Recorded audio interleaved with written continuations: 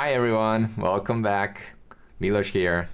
In today's video, we're going to talk about the warehouse order creation rules, the fundamental rules that command how a warehouse order will be created in SAP EWM and how different tasks are assigned to the warehouse order.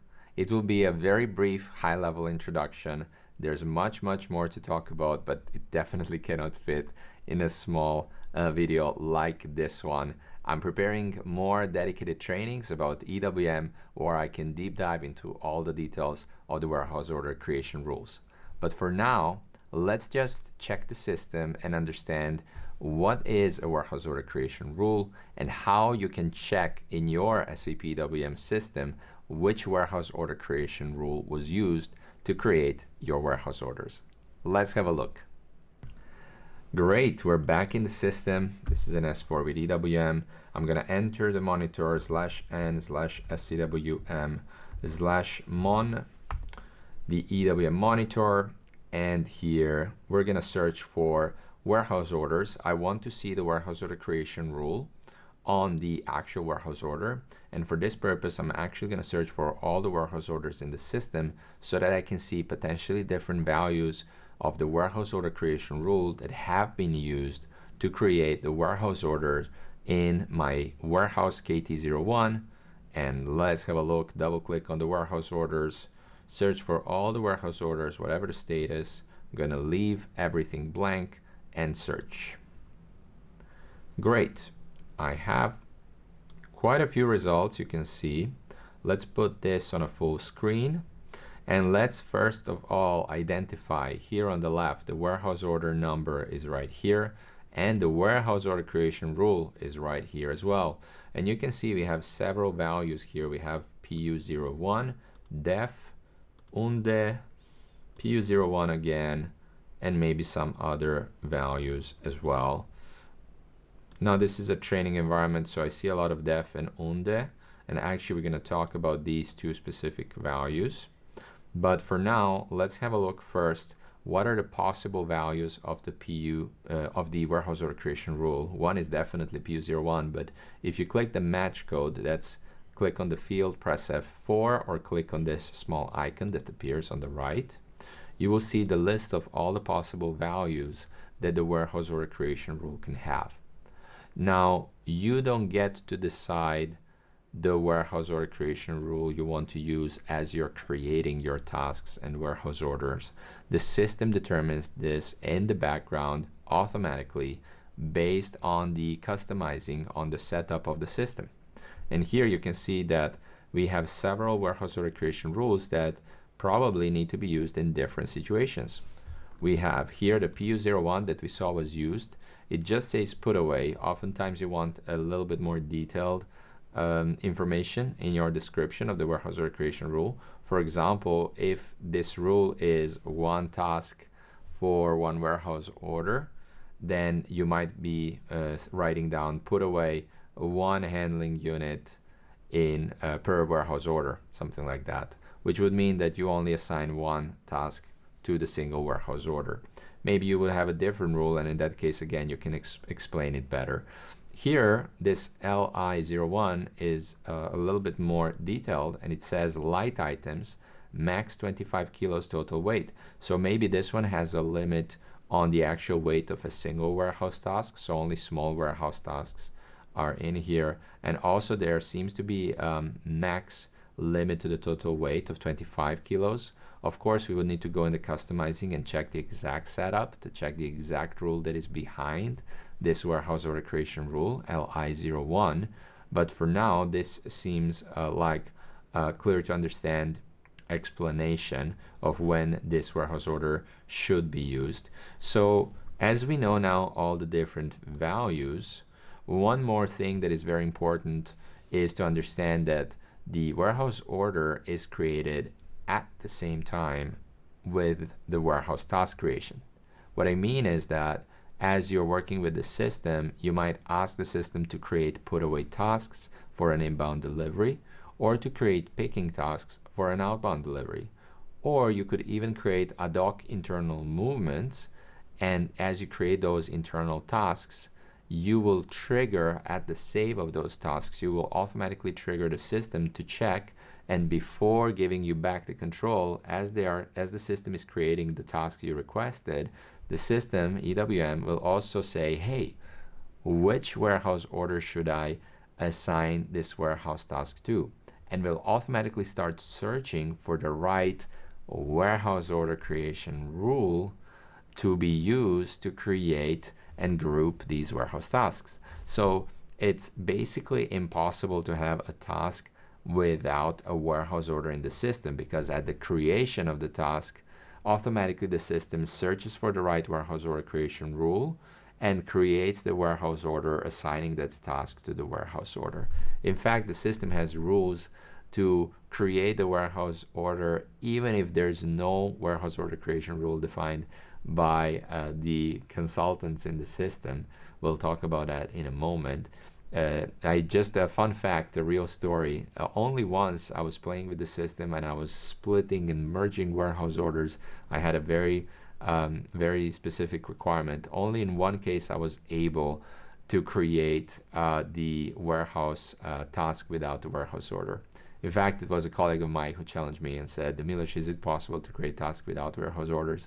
And I was like, 5 minutes checking, and and I was able to create one, but it was like a bug, a mistake. When you create a warehouse task, you always have a warehouse order created and the task assigned to that warehouse order. Either one task, one warehouse order, or multiple tasks to one warehouse order. All right? Great. So that being said, one important thing when you're analyzing from a business user perspective, if you're not happy with the warehouse order creation rule that was used to create the warehouse order, then you might want to check the log. What I mean is, if you click on one of these warehouse orders and you go in the actions, you remember the actions from the explanations of the monitor. If you don't remember, go check one of my earlier videos about the warehouse monitor. Here we can display the warehouse log, warehouse order creation log.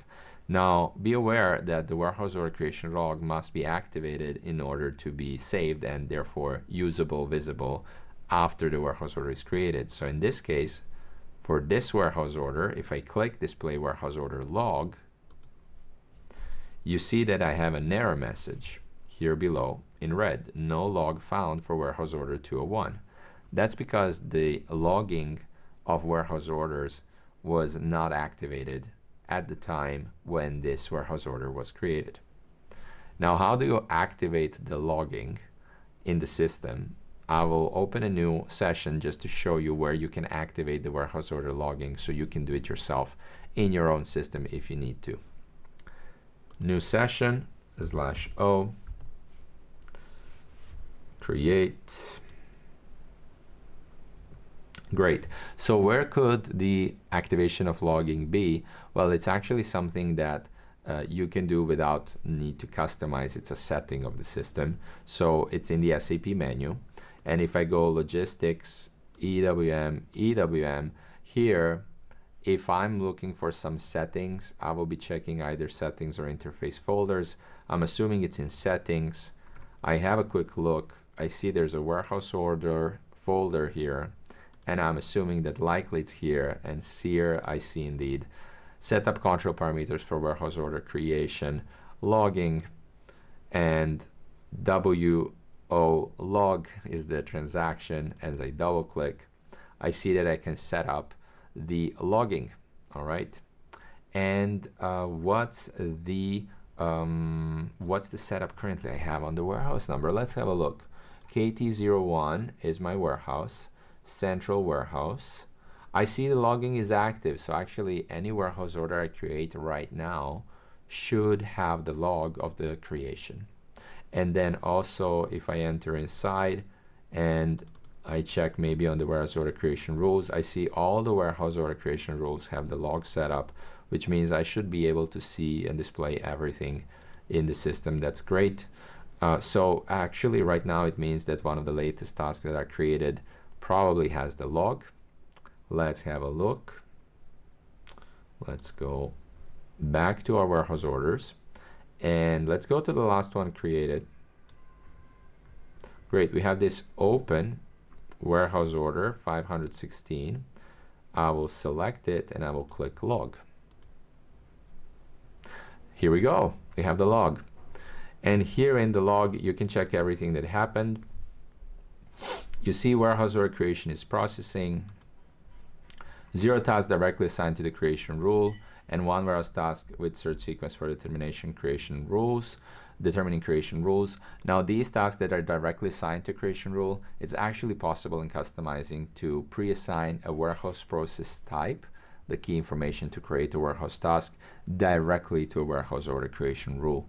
So you could hard code it that way. In this case, we had 1 task, but the system didn't know in advance which should be the warehouse order creation rule to be used. Therefore, it continued calling the warehouse order creation rule determination. It determined this activity area 8040. That's the task was moving from a bin that was in the 8040 storage type linked to the activity area 8040. So here, the search sequence for activity area 8040 is used for 1 warehouse task. Great. And the standard rule will be used for the remaining warehouse tasks. It means that there was no specific warehouse order creation rule found. So it can happen that you don't define in customizing a user-specific warehouse order creation rule, but rather you leave it to EWM to use the default rule. Therefore, there's a default rule that EWM will use if you did not customize anything specific. Okay? The default rule is called a def. You can see it here in the end that the default creation rule was used. And indeed, if I just slightly move the log, you can see that def is the warehouse order creation rule that was used for this warehouse order. You have more information here, but what I really want to just show is that this warehouse order did not have the tasks that are assigned to this warehouse order. That's the correct way to say it. For the tasks, there were no rules to assign those tasks to a specific warehouse order creation rule, and therefore EWM said, well, if you didn't customize anything specific, I will use the default rule. The default rule, maybe I can go more in depth another time, but basically the bottom line is that for put away, you will have 1 task per warehouse order as default, and for picking, you will have all the tasks belonging to the same delivery assigned to 1 warehouse order. Okay, so that's the default rule that you can actually use if you don't configure anything different. The default will be applied and you will just keep using the default rule. You can see in this training system there's a lot of times where the default rule was used. There's sometimes the PU01 was used for the put away. See an inbound, this is a 1010 warehouse process type, so this is the classic put away. But here also you see that there's another rule that was used in the system, and the rule is UNDE. It stands for undefined. And I remember when I started in EWM, I was puzzled and I thought you would always use def, but then sometimes undefined was coming up, and it's really hard to find documentation explaining what it means and when is it triggered and how it works. The undefined rule is basically when for the tasks for which you're trying to assign the corresponding warehouse order and find the warehouse order creation rule, for those tasks and that activity area in which the task is, there is a warehouse order creation rule defined in the customizing. Okay, so there is a customer specific warehouse order creation rule, but for whatever reason there's some tasks, maybe they're too heavy, maybe they're too small, maybe there's another reason, but the rules of the warehouse order creation rule do not allow the task to be assigned to that warehouse order, and therefore you finish all the possible rules and you're left empty-handed with a task that cannot be assigned to any warehouse order using the defined warehouse order creation rule, and the system EWM says, well, actually seems like you customer defined warehouse order creation rules, but you did not cover all the possible scenarios, and we happen to have 1 task, poor guy, who could not be assigned to the warehouse order using your defined warehouse order creation rule. And me, EWM, I'm not going to use the default one because you clearly want something customer specific, for this task, and therefore I'm actually gonna use the undefined warehouse order creation rule, which means you customer did not cover all the scenarios for task assignment to the warehouse orders using warehouse order creation rules. This poor task that was left behind and is not assigned using any rule, I will have to assign it to a warehouse order, and the warehouse order creation rule I will use is undefined. Okay, so usually what it means is default, you can see it also in customer environments, and it literally means that there's not a specific rule, the default rule was used. But if you see undefined, usually it means that whoever customized the system did not fully cover all the scenarios.